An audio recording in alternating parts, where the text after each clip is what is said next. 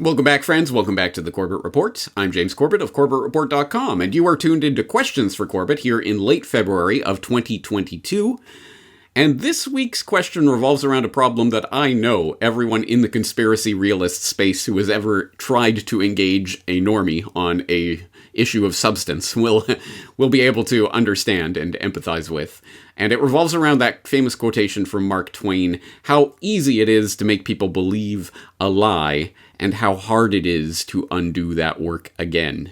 Yes, especially on touchstone, really hot-button issues where we have received however many thousands of hours of cultural indoctrination and programming from the time we are kids to believe certain things about the world, and so you can make a blithe, trite statement in just a few words that can be completely wrong, and you, as a clued-in, switched-on conspiracy realist, may have thousands of hours of research experience under your belt, and boy, do I know about this subject, and I'm going to set you straight on whatever it is, fill in the blank.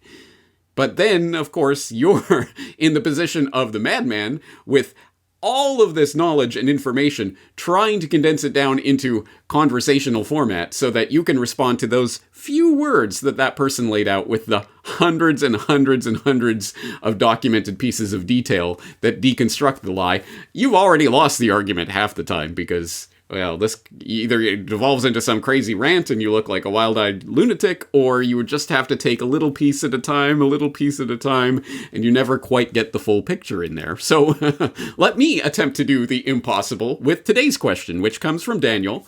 And here's the proviso. This particular question came in recently through the contact form on CorbettReport.com from Daniel, but it is representative of a question that I receive a lot. And in fact, there was just a very similar one just a week or two before Daniel wrote in. So I'm getting this question all the time. So let's try to take a representative formulation of this question and see what we can do with it as quickly as possible.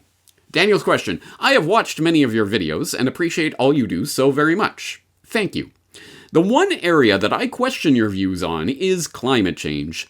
I feel sure that it is happening, and I wonder if you feel it is all a hoax simply by association with Gates and others who are investing in associated endeavors. I do not think it is a hoax. I think they are using it just like they use other events to their advantage. What do you say? Respectfully, Daniel. P.S. Thanks again.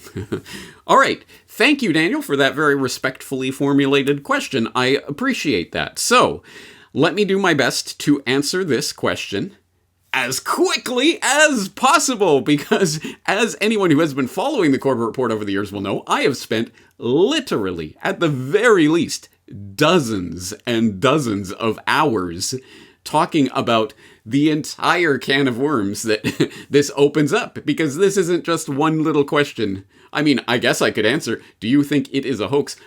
Actually, I couldn't even answer that question, because my first question would be, what's it? What do you mean by it? What do you mean by climate change? That would be a good place to start, because the answer to that question will have many subsidiary and other questions and branches, and we can go off in that direction or this direction. I get what you are asking fundamentally, but it is a much, much, much bigger subject than you might think. Just, it's easy to ask the question, but the answer is complicated. So I'm going to do it. I'm going to answer this question in 1 minute. Brock, put the timer up on screen, please, and let's get things rolling. So, all right, are you ready? Get set. Go.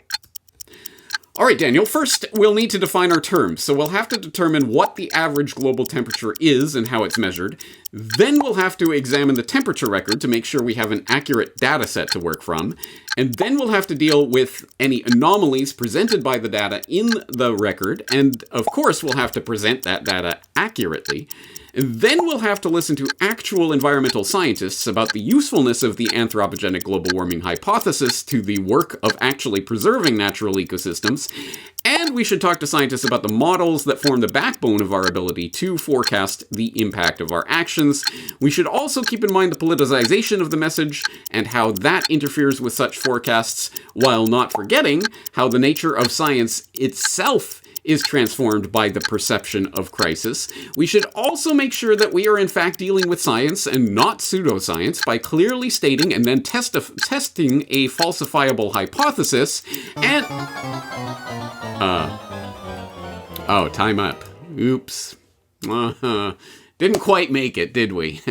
Well, we put a lot on the table there. I hope you agree. There's a dozen or so links for you to start exploring on various aspects of the question that you are asking, but I can and I dare say I will go on. We should keep in mind that there are other political agendas at play here.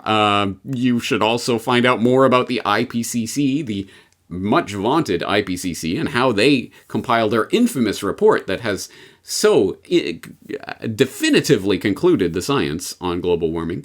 You'll have to address the fact that 95% of scientists all believe in global warming or climate change or whatever you're calling it this week, right? We should also address the question of why anyone would lie about this. So, I mean, we all know that the big oil companies knew about this for decades and actively covered it up, right? Hashtag Exxon knew. And what about the scientists? Of course. I mean, why would scientists lie and participate in some giant hoax, huh? We'd have to address that question. And what's the ultimate thesis here? Do you believe that big oil actually supports this transformation of the economy into the new green economy on the basis of some global warming lie about their product? How can you possibly explain that? I could go on. I really, really could.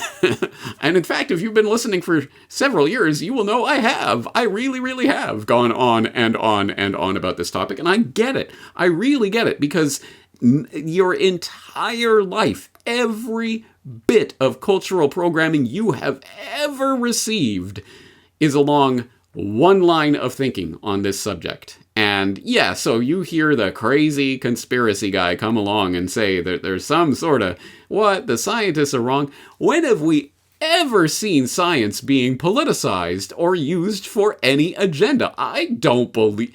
Trust the science, James. Follow the science.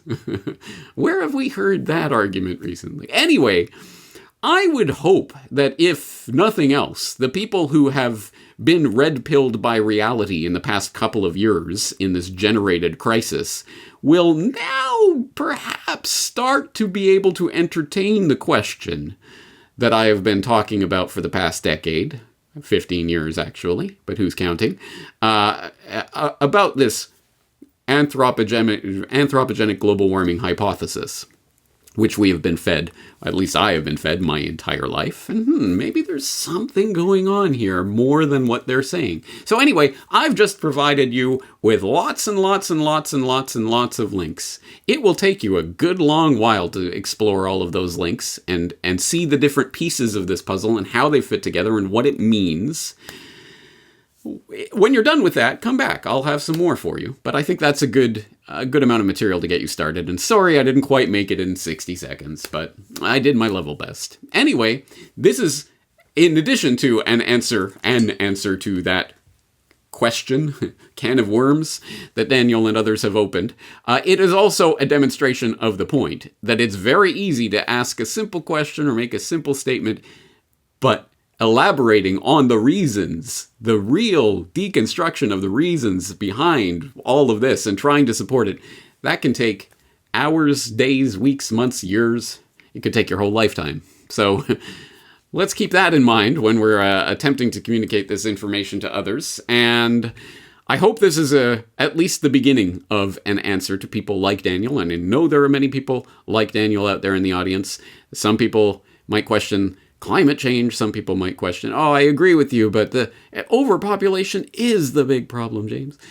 I do get this question from time to time, and I do my best. I put out lots and lots and lots and lots and lots of material on these subjects, and I get that it takes a lot of effort to go through all of this material and source all of the documents I'm citing and what have you. But I think if you are genuinely interested in this, it will be worth your while to start exploring this and questioning your own assumptions on this subject. Having said that, I think we'll just wrap it up. Short and sweet, right?